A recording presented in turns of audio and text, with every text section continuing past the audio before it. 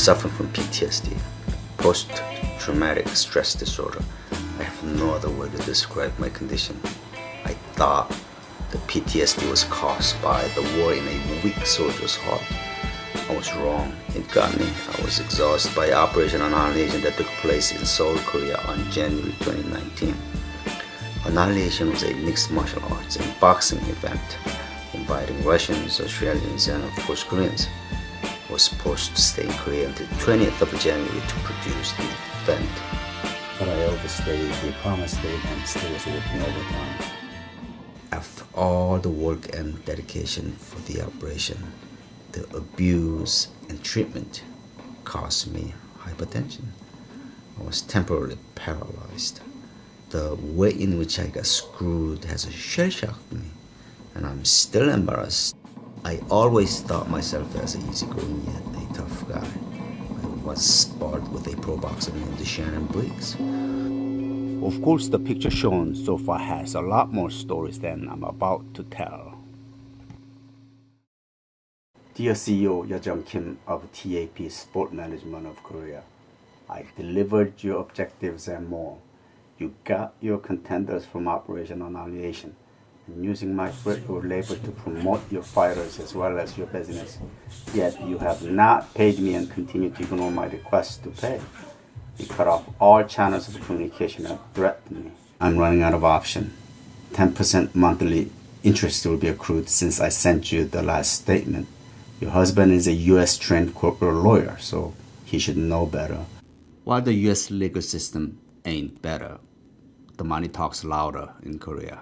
My objective was to help you to make a contender for BPF super featherweight boxer and promote.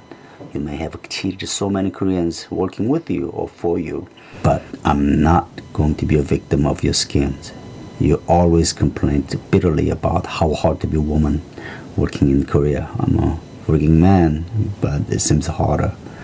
No matter, I always treated you with dignity and nothing less than professional ways over 20 years. Those businessmen dreamed of a porno kingdom, got rid of my website, but they still paid me for my time in Asia. A little threat I'm immune to. So far, you are worse than those porno kings wanna be for not honoring our agreement. You and your TAP Sport Management have many Korean corporate sponsors. You also have used my products to attract some of those sponsors and benefited. What more can I say? You and your husband may earn a living in Korea, but American citizens subject to the U.S. taxations. I also have to pay my tax to Uncle Sam. So please value my labor and time spent to improve your business by meeting my demand. The Japanese occupiers drafted the young Korean girls to be the sex slaves for their soldiers during World War II. Modern Japanese advertised that those were prostitutes since they got paid for their services. How much? What logic? Young Korean men were forcefully marched to the battlefields under the Japanese imperial flag. Many died and forgotten without any compensation after the war. Nowadays, a few able men get funded by foreign money to gather young girls to please businessmen domestically and internationally. The choice of sacking the girls for men are not even by force, but the drug. An irony, isn't it? Recently, I walked away from a contract to make millions of US dollars to build a porno network. Consequently, all my friends and business associates also walked away from me. My legitimate projects were cut off.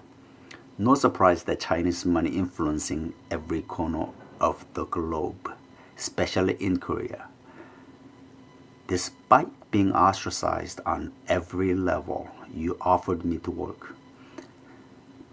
However, my work and labor are not for free. All my team members were dedicated to your project for the spirit of pay and because of their trust in me. I flew 6,800 miles from New York to Seoul to work endless hours until I dropped. Yet you refused to pay me. What the heck? Your deliberate attempt to discredit me and ignoring due diligence is not just ethical, but criminal.